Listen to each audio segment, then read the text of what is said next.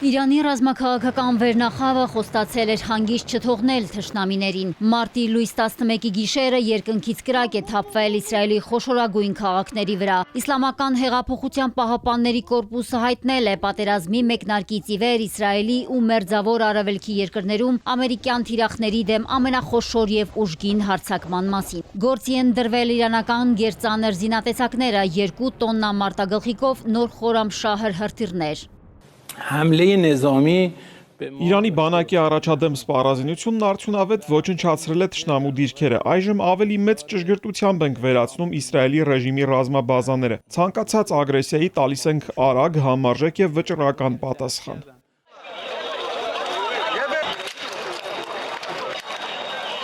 Թիրախավորվել են Թել Ավիվն ու Հայֆան։ Իսրայելի երկինքը կրկին բոթավառվել է։ Թել Ավիվում կրկին խուճապ է, կեսգիշերին մարդիկ շտապում են ապաստարաններ։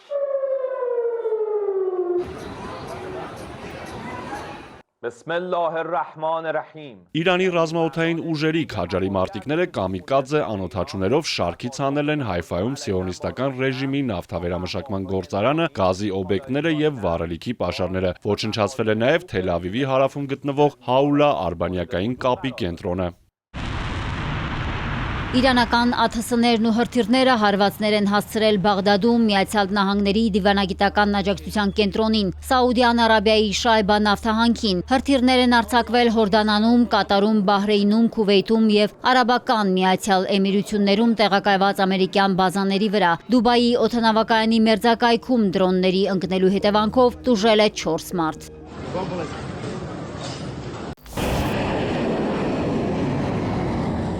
Տխուր է պատկերը նաև Իրանի բնակավայրերում։ Ամերիկա-իսրայելական ուժերն ինտենսիվ հրթիռակոծել են հատկապես Թեհրանը։ Հարվածները պատերազմի մեկնարկից ի վեր առաջին անգամ հասել են նաև հին հայկական Մաջիդիե թաղամաս, վնասվել է բնակելի շենքը։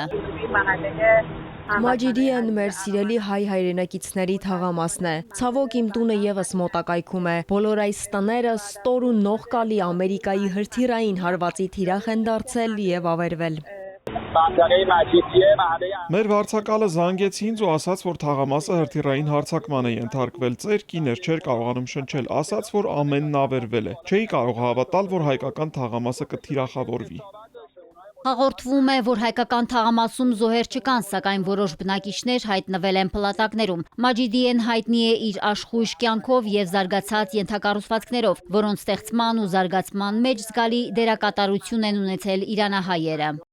Իրանական Բուշեր ատոմակայանի ռուսաստանցի անձնակազմի եւ նրանց ընտանիքների անդամների Հայաստանի միջով տարհանման երկրորդ փուլն ավարտվել է։ Դեպի Ռուսաստան է ուղարկվել 150 մարդ։ Ռուսաստանը երախտագիտություն է հայտնել բոլոր աջակցող կողմերին, նաև Հայաստանին։ Ավերողները եկել ու անցել են, Իրանը մնացել է կանգուն, հայտարարել է Իրանի նախագահը։ Մասուդ Փեզեշքյանի խոսքով նա, ով փայփայում է Իրանը ոչնչացնելու միամիտ երազանքը, ոչինչ չգիտի պատմության եւ անցյալի մասին։ Իրանը չի պատրաստվում նահանջել։ Ավելին, ըստ արաբական լրատվամիջոցների, Թեհրանը Միացյալ Նահանգներին ներկայացրել է բանակցությունները վերսկսելու 3 պահանջ։ Պատերազմի վերսկսման դեմ երաշխիքներ, միջուկային վառելիքի լիարժեք ցիկլին հասանելիություն եւ փոխհատուցում։ Իսլամական խորհրդարանի նախագահն էլ հայտարարել է, որ պետք է հարվածել ագրեսորի բերանին, որպեսզի այլևս երբեք չմտածի Իրանի վրա հարձակվելու մասին։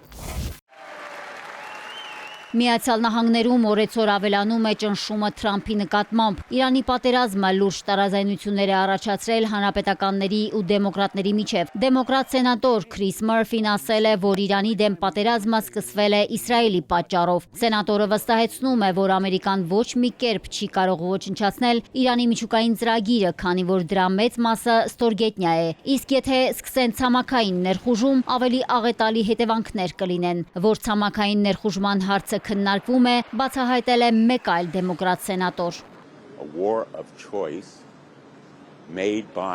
Պատերազմի ընտրությունը կայացրել է Ամերիկայի նախագահը, ոչ թե ժողովուրդը։ Կարծես թե շարժվում ենք Իրան ամերիկացի զինվորներ ուղարկելու ճանապարհով, պոտենցիալ թիրախներին հասնելու համար։ Տարածաշրջանի պատերազմի թեժացումը Թուրքիային ստիպել է ակտիվանալ։ Էրդողանն ասել է, որ պատերազմը պետք է դադարեցվի։ Պատերազմը կարող է սրվել եւ հակամարտության մեջ ներքաշել ամբողջ տարածաշրջանը։ Եթե դիվանագիտությանը հնարավորություն տրվի, անշուշտ կարելի է հասնել կարգավորման։ Սխալ հաշվարկների, սխալ դատողությունների եւ սադրանքների պատճառով մեր տարածաշրջանը կրկին պատված է արյան եւ վառոդի հոտով։ Թուրքիայի նախագահն ասել է, որ իրենք արկածախնդրություն չեն փնտրում, չեն սրում լարվածությունն ու չեն ձգտում խախտել որևէ երկրի ինքնիշխանությունը։ Սակայն եթե որևէ մեկը ձեռք մեկնի Թուրքիայի հողերին, կկորցնի ձեռքը, եթե Թուրքիային սպառնա, կկորցնի լեզուն, զգուշացրել է Էրդողանը։ Մարիկ Օստանյան, Էպիկենտրոն։